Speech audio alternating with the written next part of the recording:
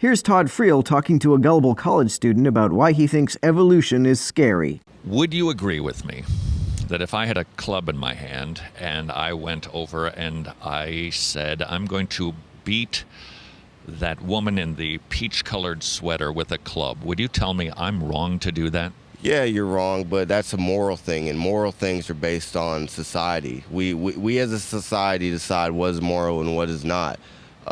If you do something bad, it's because society thinks it's bad, and they will look at you negatively if you do that. Todd found the perfect guy to misunderstand moral philosophy in just the way he wanted him to. Yes, society thinks some things are good and other things are bad, but they don't choose which is which randomly. Our consciences are influenced by our neurology. We are averse to random beatings, at least in part because our brains evolved to have a capacity for empathy.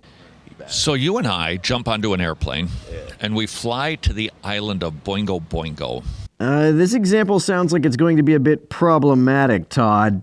And we get out, we check into our hotel, we're reading through the Welcome to Boingo Boingo literature, and it says that they're going to have a beating women in peach sweaters with a club festival because their culture has decided it's a good thing. Would you be willing to tell them it's wrong? Because they've determined culturally it's a good thing. Well, in the position I was in, I would not, because I would not want to be as well. But I would also think, I would definitely think it was still wrong, but You see my point, though. Yeah. Todd loves talking to this guy because Todd wants to paint everyone who believes that morality is subjective as believing that a lack of objective morality means that we ought not judge the morality of other cultures. In reality, the lack of any objective morality means that there's no objective reason why we ought not judge the morals of those whose morality differs from ours. Just because a culture says it is or isn't, there's still something that tells us there are certain things that are just plain wrong and certain things that are nice. Where did that come from? In part, it comes from evolution. We have empathy because it is advantageous to our survival. It keeps us from going extinct. In fact, let me go a step further. Sorry to interrupt you, but from an evolutionary standpoint, isn't it actually a good thing if I take out weaker people so that I can go for survival of the fittest? Wouldn't that be an extension of Darwinian evolution? If that worked, evolution would have made the majority of the population psychopaths. Psychopaths are a small minority precisely because they don't grant a survival advantage if they become too common. Our empathy for each other is part of what makes us fittest in an evolutionary sense. It's part of what keeps us from going extinct.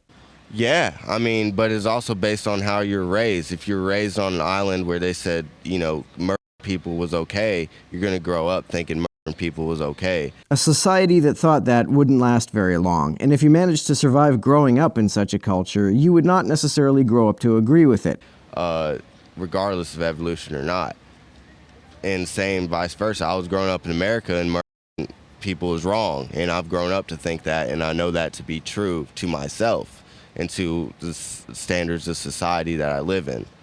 And but you said you know it to be true, regardless really of what culture says. I'm going a step further, Alex. I'm working with your worldview to say not only should it not be considered bad to club weaker people, according to evolution, that's a good thing. No, it isn't. Again, if it were, we would have evolved to do it a lot more than we do. Instead, we evolved to have empathy for people. Certainly that empathy varies from person to person, but it is a pretty common phenomenon in every population. Yeah, but I think we've changed from that hunter-gatherer, where we had to kill each other, survival of the fittest. I mean, we really haven't, though, because if you look back on different societies currently, you see people killing each other all the time, and for different reasons, for religion or for money, and so they make excuses. It's right to kill for this, it's right to kill for that, even during these times. There's conflict as a result of various forms of competition, but that's not the same as the eugenics that Todd seems to think would be good from an evolutionary standpoint. So I think it's still prevalent in us, but I mean, some societies stress not killing people and some believe it's okay for certain reasons.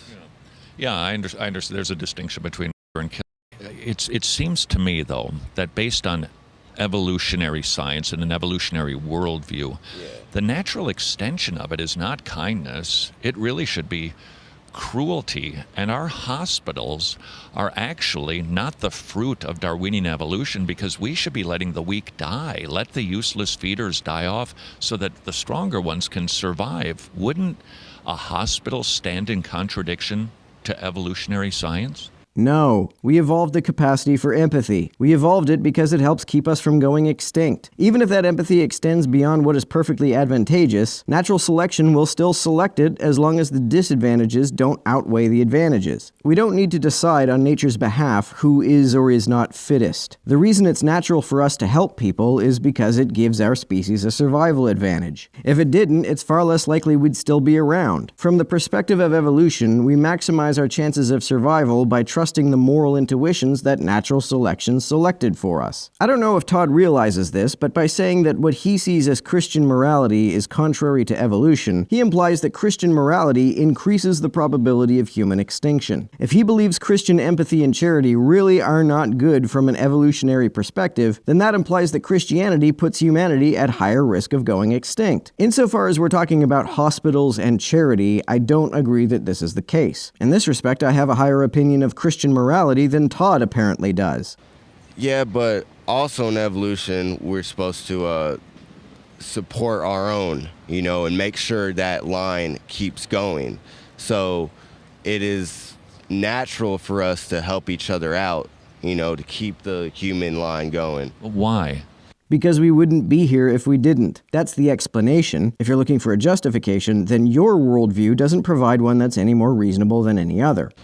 Isn't survival of the fittest at the core of evolution? So our species can survive. We help each other out so we can keep surviving, and our species will evolve into something greater eventually. But we need to keep each other alive. Like, everyone can't die. Why do we need to do that, Alex?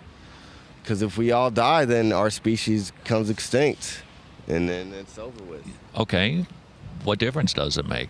What difference does it make from a Christian perspective? Is it even bad for humans to go extinct according to Christianity? If it is, why? Because God wouldn't like it? Why should we care about that? Because we'll go to hell if we don't care? Why should we care about whether we go to hell or not? Atheists can play this game with your worldview as long as you can play it with ours. I think it's just a natural thing. You want to keep going. Keep. I agree. I think it is. I'm just wondering, though, if your evolutionary worldview provides rationale and an explanation for that.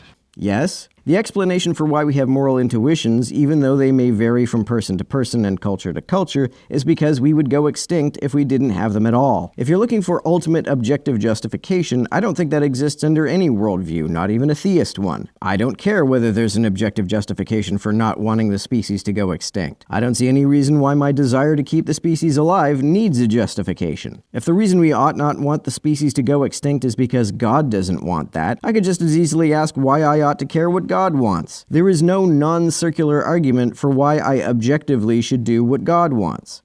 Oh, of why? No. It doesn't say the why. I don't know why we're here or why we want to keep going, but it's just a natural thing.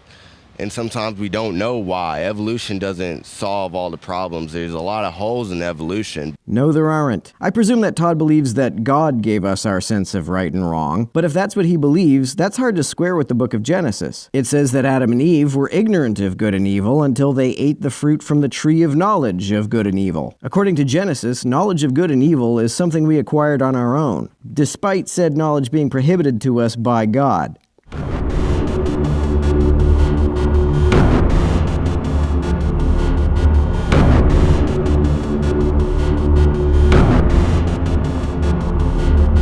To everyone who helps me out on Patreon, you're a big help. Thanks so much.